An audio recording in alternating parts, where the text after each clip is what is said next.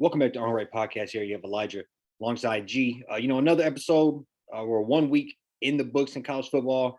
1 week closer to the NFL kicking off. I think the first game is this Thursday. Matthew Stafford and the Rams versus the Bills. We just finished up Hard Knocks with the Lions last night. Final episode there. We're kicking off 1 p.m. versus the Eagles this Sunday. Finally seeing what all the hype was about, whether we could actually put up versus a very solid team. So kind of want to throw it over to you.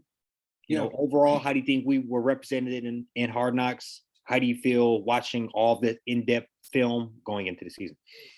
Yeah, I'd say overall, just to kind of wrap up the season, Hard Knocks, it was solid. I mean, I'd probably give it like a 7.5 out of 10.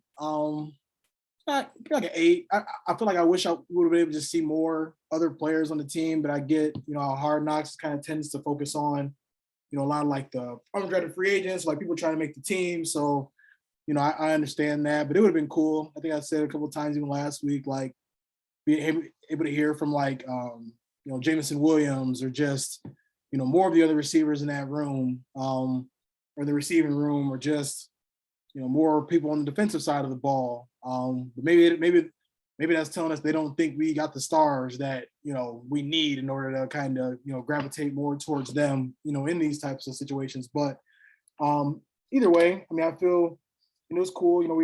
They kind of highlighted the 7th round pick that was a DB. Went to like Arizona State. I think his name is Chase Lucas. Kind of funny, just like watching him follow coaches around and just tell him how good he's going to be and ask him if he's going to make the team. So kind of get like that, almost got like that kid in the candy store type feel, or just kind of like, wide-eyed, just, rookie kind of just like, I guess you don't really expect those types of things to be said, but the fact that they were being said was just, was kind of funny and surprising to me. Especially because, this is not college where like you're on a scholarship or in high school or like, this is like you could be gone tomorrow type deal. So, the feedback and just the responses that he was, I saw him getting back from the coaches. I'm pretty sure he ended up making the team, but, it showed me that like, there is a little more camaraderie, even in training camp when it comes to, those types of things. I thought that was pretty cool. It's always, I say as a fan, it's kind of tough. You see like a lot of players getting let go and stuff and, getting cut. And it was cool to see the kid Pimpleton, see him, he went to school at CMU, didn't make it with the Lions, but, cleared waivers, had to work out with the Giants and, able to get a contract there. Glad we were able to address the QB issue. Not gonna lie, wanted to scratch my eyes out watching Blau and Doyle kind of duke it out back and forth. I'm glad we were able to kind of upgrade, our backup quarterback by getting Sudfeld from the 49ers. I think overall, enjoyed, how much we were able to see at Hutchinson. Eminem made a cameo, which I thought was pretty interesting. Not gonna lie, I'm probably not gonna pay $10 for a plate of spaghetti when I can make a whole bowl or a whole pot of spaghetti myself for like $6-7 at home. But overall, I think it was a solid way to end the season. Yeah, no. So I've actually walked past that my spaghetti and it's never open, but that's the whole side note.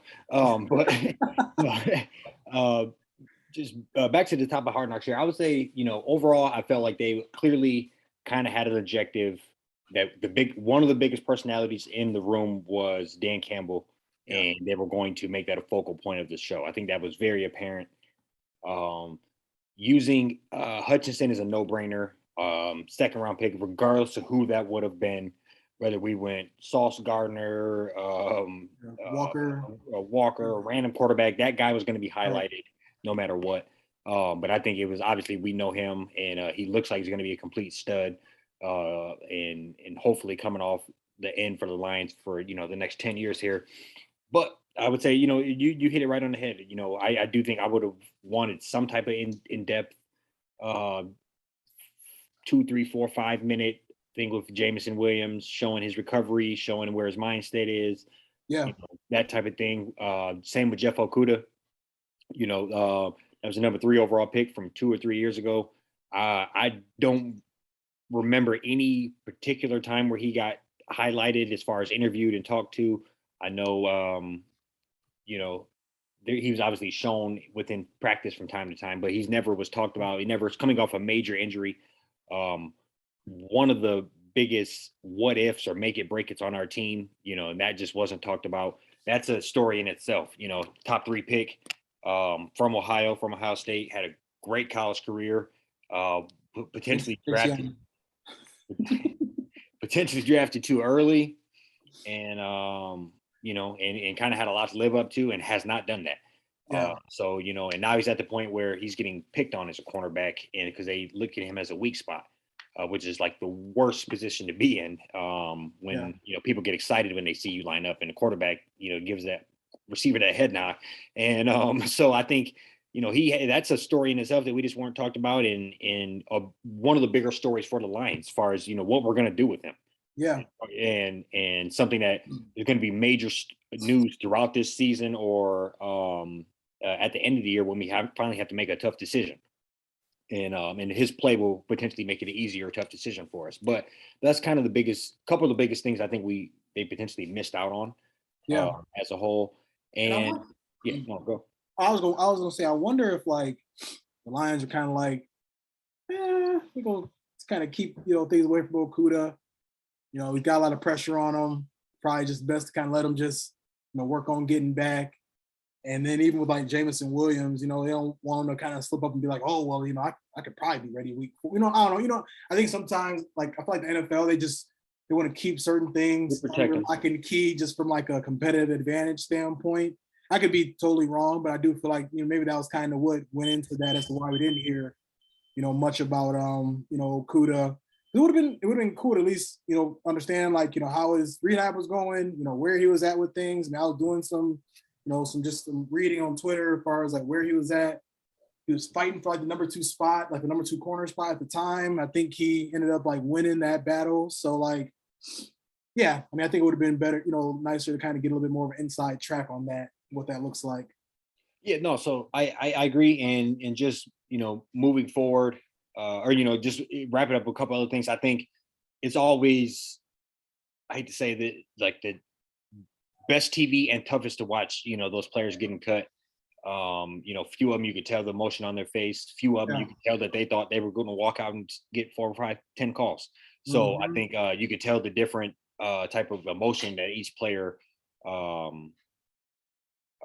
let out. But that's always the best. One of the more entertaining and just real life things you could. While you're watching people get fired on real time. Yeah. And people that we've potentially known or watched for the last couple of weeks on here, or maybe in college. And so it's just it's tough, but it's always, something that usually stands out from Hard Knocks. And what if the real world worked like that, where you got let go, you just got thrown on like, you're on a Zoom live. Like, hey, you available? All right. But because I mean, it's just one of the, I don't know, it's just kind of like a rare thing, right? Where like you get dropped and it's like, obviously everybody wants to not get cut. You want to be able to make the roster, but then you got 31 of the teams that can, scoop you up. Like Blau ended up, I don't love him going within the division, but those types of things happen for that exact reason. Teams will always try to grab somebody up from another team within the division to try to give themselves any advantage. But yeah, I mean, I think that's it was, like I said before, it was pretty cool just seeing a couple of them players be able to, get cut, find a home somewhere else. This shows that, I mean, that's just like what the nature of the business is overall, what it could look like. So just hoping that, one of them, whoever, people that got cut, they don't come back to bite us in some way. So, sure. Yeah, no, I agree. And I think, I'll be honest, I didn't know much of Nate Sudfeld until you said something about him. And I'm just we don't have to get in a depth conversation. I'll be willing to. I'm wondering how much of an upgrade that might be. But that's a whole nother story. There are, it's a race for the bottom, really. But he played for the Niners for, actually we ain't like had to go out getting deep to it, but I think I just like him. He was with the Niners for quite a while. I think anytime a backup can kind of stay somewhere. I think he started some games, when Garoppolo was hurt here and there. So he's got like, I trust him over Doyle and Blau. to jump in if Golf gets hurt. I trust him way more. But yeah, Yeah, we'll no, see what no, I happens don't with know if you want to go in depth here or just transition into other quarterback battles. Probably a bigger quarterback battle in the state of Michigan, and that would be that. what Michigan has going on, and the transitioning into JJ McCarthy here. But for this week, I guess we're all assuming that he's going to hit the ground running and do very well, and this is probably going to be his team moving forward. But just recap of week one, with complete route of Colorado State. And I guess I'd have stole it over to you. Yeah. How'd you feel about watching the game, and what I guess what were your takeaways from the game? Yeah, so I think and it's tough, right? Because the first thing I'll say is I do wish we played like a little bit of a tougher non-conference schedule. Like I just like to see a little bit more of a tougher a test to kind of start the season off. I don't really know how good Colorado State was last year or anything like that. I know they're not in any of the Power Five. I don't think any of the Power Five. No, yeah, they're definitely not in any of the Power Five conferences. The defense looked dominant. I mean, so I guess in this situation, I feel like we handled business. They only scored once. It'd be nice if they didn't score a touchdown. But I think we ended up having like 7 sacks. It seemed like it was we had talked about it before. It's kind of like a group effort. I think that's going to kind of be the thing on defense nowadays, or this year, I should say, just with Ojabo and Hutch. Moving on to the NFL. Daxon Hill moving on to the NFL as well. Defense was impressive. Cade definitely looked nervous. He had a couple throws that should have been on the money, but they weren't. Almost threw an interception. They got overturned. So, I mean, I'd say he didn't really put himself in a good spot, to kind of solidify anything for him, when it comes to week 3 and it being his team going forward. And I think the more even telling thing about it was how we were only up 13-0 at halftime, and then you bring JJ in, and all of a sudden the score balloons to 37-0 in a matter of quarter and a half. So I feel like the offense had like just a shot in the arm when JJ came in. He ran the ball, had a little 20-yard read option play that had the crowd excited. But overall, I'm very impressed, and I'm looking forward to seeing what JJ is going to do next week. Or this upcoming week. Yeah, this upcoming week, Saturday, for a night game, I believe. Yeah. And I think I have the stats here, but I believe Cade was 8 of 19 for with 50% for like $180 or something along those lines. And I just 50% versus 8 of 19. Sorry, I'm tripping. 9 of 18 for 136. Mm. And so I just think that's just sloppy. I mean, quite frankly, it's sloppy. And that you take that game into the Big Ten, you can easily lose to anybody. And I just think he does not have the ability to take the top off the defense with running. He refuses to keep the ball on an option play.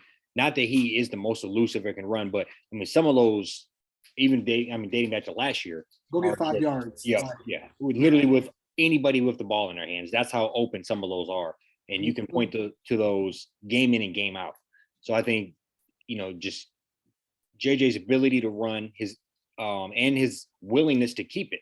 If Cade would even keep it, like you said, once or twice a game, he's going to probably average 35, 40 yards rushing. And I know I'm not joking. That's very easy.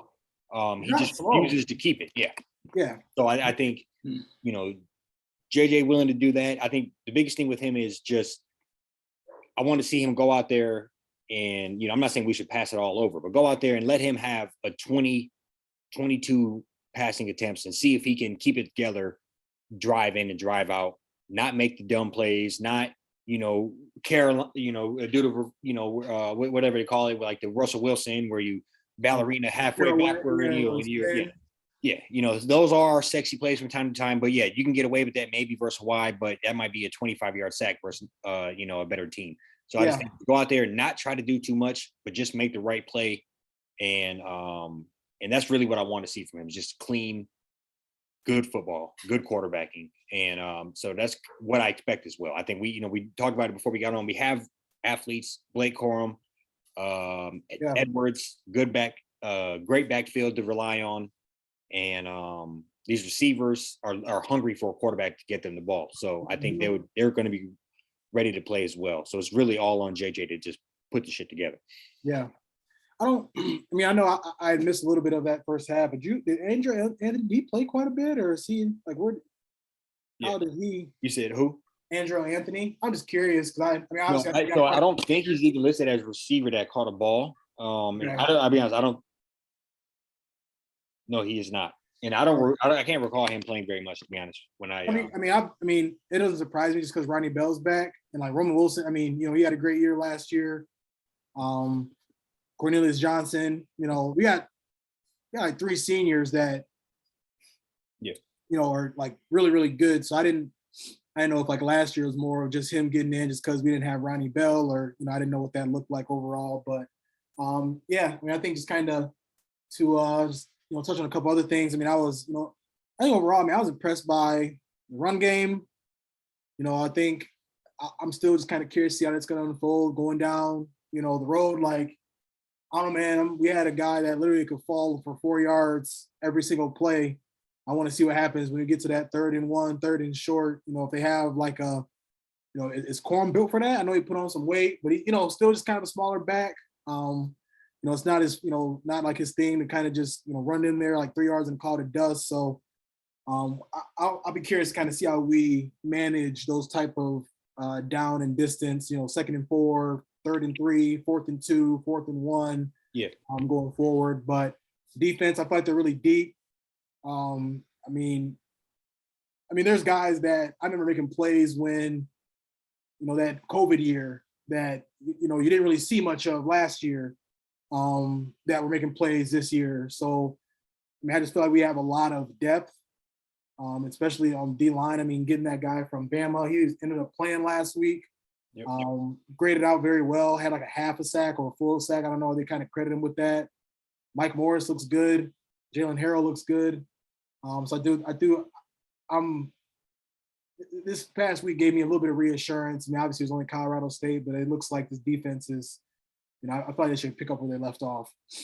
Yeah, no, I agree. And just to circle back to the short line, like the 3rd and 1 goal Yeah. line type situations, I let's just be honest here. JJ's probably going to start the rest of the season, and assuming that is real and that's going to happen, you don't want to put him in too much of harmful situations. But he is a running quarterback, even dating back to like Spate and Shea Patterson, and he's willing to let a quarterback put his head down and get them short yardages as well. I don't know if we have just that big back somewhere on the bench that can get us that, or I'm done. I think he graduated, but I'm done messing with like the Ben Mason type bullshit where you play, But I think, I think let's get into a real athlete and just make Yeah. it happen. But so I think it'd be kind of by committee, but I think maybe some trickeration when it comes to option type plays I think is what we'll rely on when it comes to those 3rd and 2s, 4th and 2s, 3rd and 1, 4th and 1s. And but no, you hit it right on the head as far as the defense. We both hoped that we would reload like we typically do, and it's kind of next guy up mentality.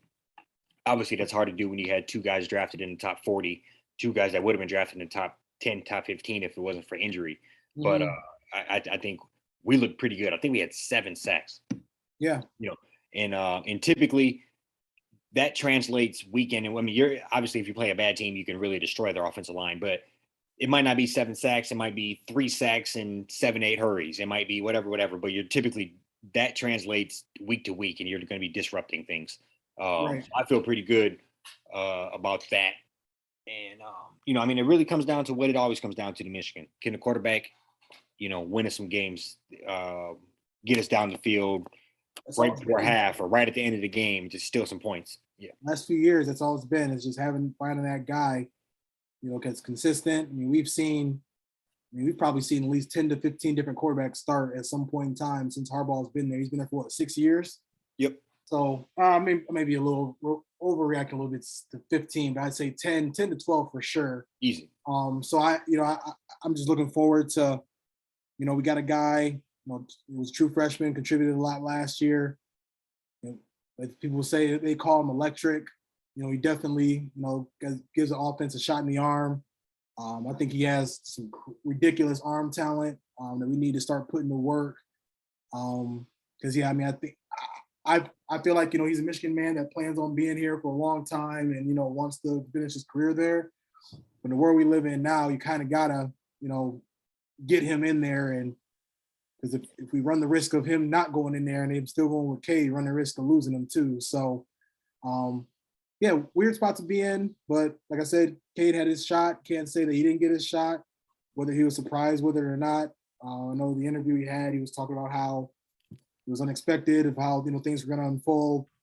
But I think it's one of those rare occasions where you gotta stay ready, and you can't afford have bad possessions, especially in a situation like this. So I'm with you. I used to be, kind of that piece. They would have went to the two-man route just because it worked out really well last year. But I think after this week, pretty sure it should be JJ's team going forward, unless he just finds a way to embarrass himself against Hawaii, which I doubt will happen.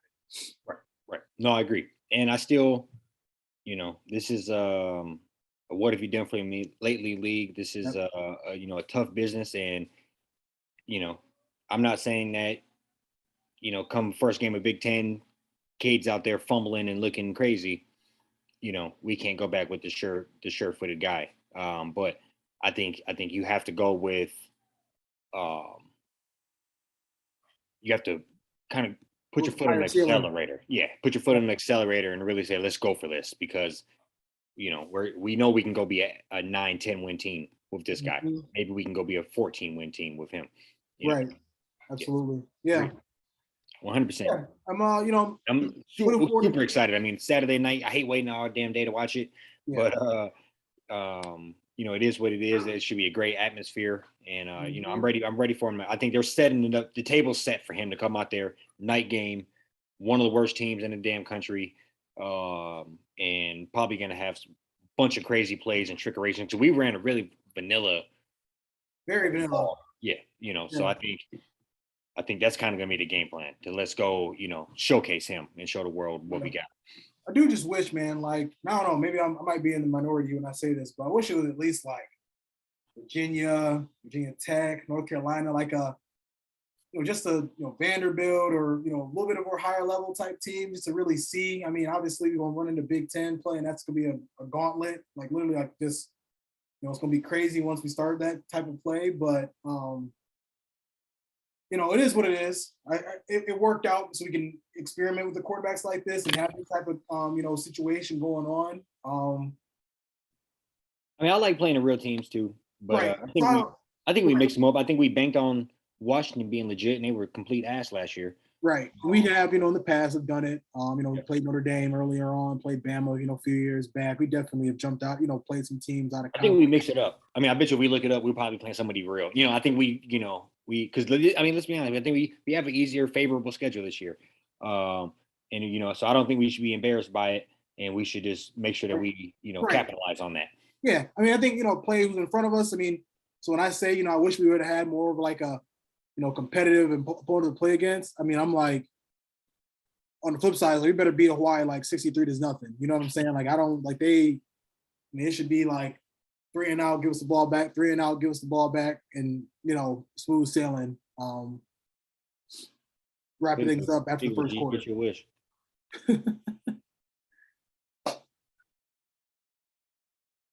They play Texas next year? At Texas. Yeah. Oh, 2024. Okay. Yeah. Okay. All right. That'd be nice. At Texas? That's crazy. Yeah. They better be coming to us the year after. But right. Yeah. But no, you got anything else for the peoples? That's all I got, man. Good start to the season. Looking forward to seeing what the JJ McCarthy experience, what that's going to look like. Side note, and then we're at Oklahoma the year after. Oh, wow. Yeah, but anyways. Yeah. No, I'm excited for it too, man. I'm just on leash the hounds and see what he can do. Yep. Yeah, no, for absolutely. Sure. All right. Peace.